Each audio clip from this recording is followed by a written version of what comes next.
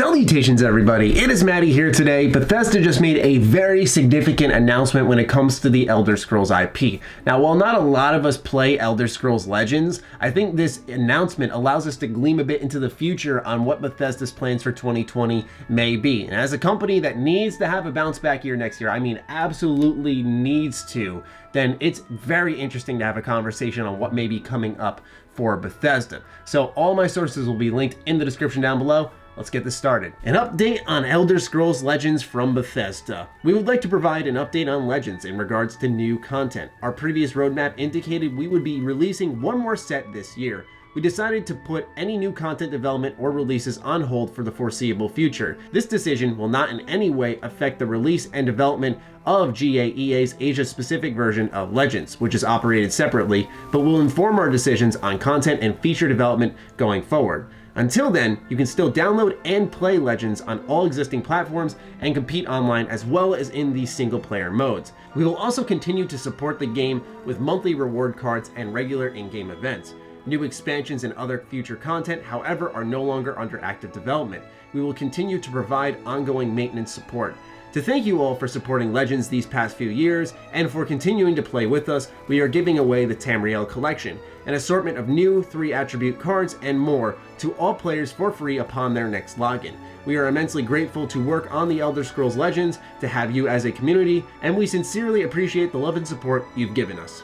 And if you want to go ahead and take a look at the roadmap for Legends in 2019, we can see that Expansion 4, which was supposed to be dropping at this point in the year, was a full card pack expansion without really any announced features, similar to Expansion 3. You can even detect a bit of uncertainty on Bethesda's end. Now, Elder Scrolls Legends has been through a lot in its short life cycle of about 3 years. They actually switched developers at one point. When it was first announced, it was absolutely thrashed by the Bethesda community because people were asking for Elder Scrolls 6 for years, and folks were like, we're tolerating ESO, so we need to have ES6. And so when Bethesda announced Legends, it did not go over that well. Often it was called a Hearthstone clone, even though there were various gameplay differences there, such as the dual lane being prevalent in Elder Scrolls Legends.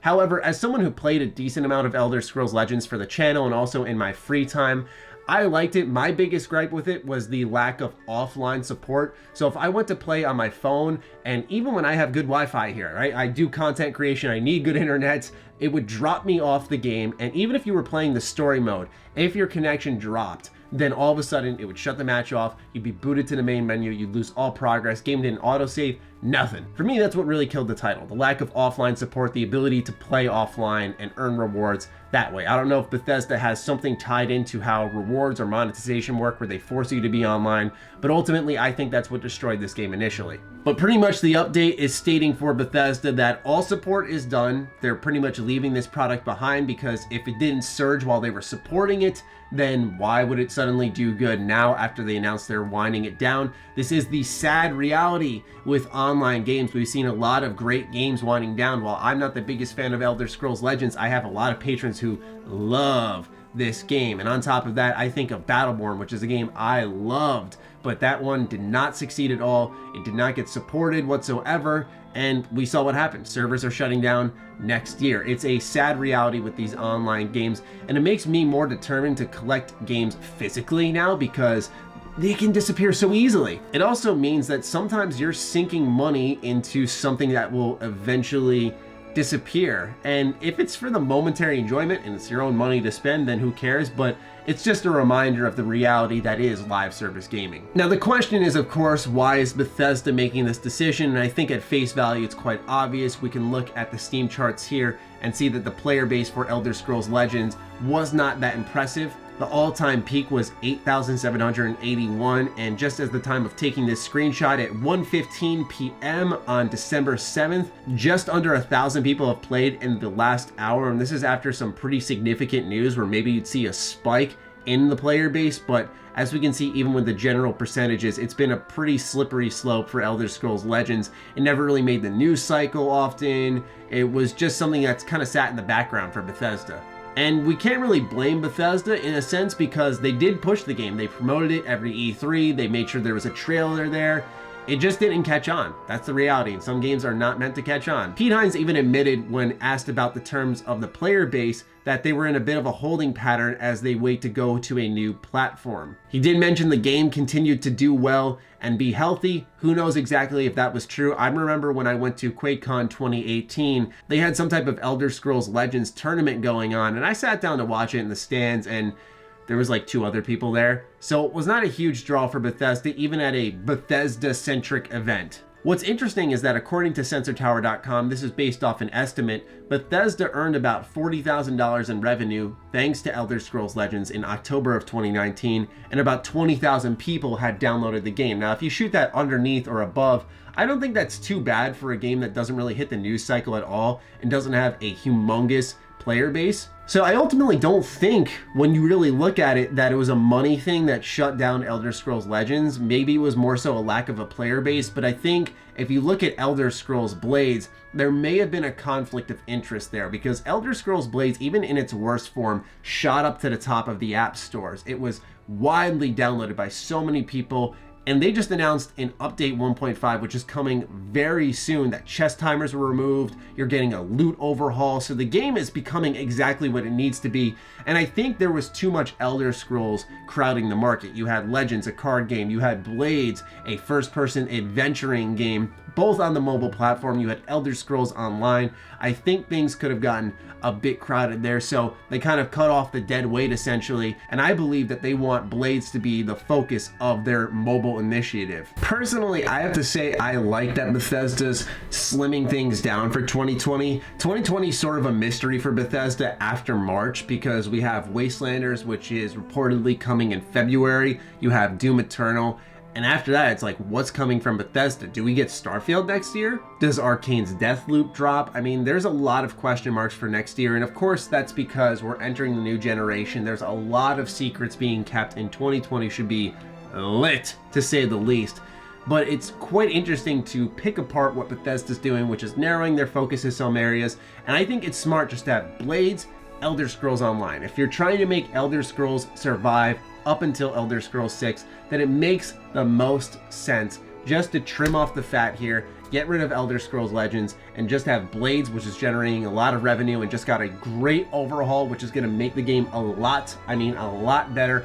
And then you have ESO, which has functioned fine for many years and shows that a product within this IP can bounce back. I just think that card games are a little more niche in a way, right? Like, I love card games. You can see right here in the background of every video, I have cards sitting here. So I enjoy them. I know they're a bit harder for folks to get into, especially in a digital manner, unless it's Hearthstone. Hearthstone continues to succeed quite a bit, but it's tough to crack into that market. And I think that's part of the reason that Legends never really took off, because it was a really fast response to what was happening with Hearthstone. It was growing, building, and then all of a sudden Bethesda steps in and says, here's our version, essentially, of Hearthstone. And while Legends wasn't bad as a video game, it's kind of like what Bethesda did with 76. They took this existing IP, tried to mold it into a popular current market trend, which was online games as a service. And in the case of Fallout, obviously it didn't work out, but it's just showing that Bethesda's accepting that, hey, we couldn't mold the market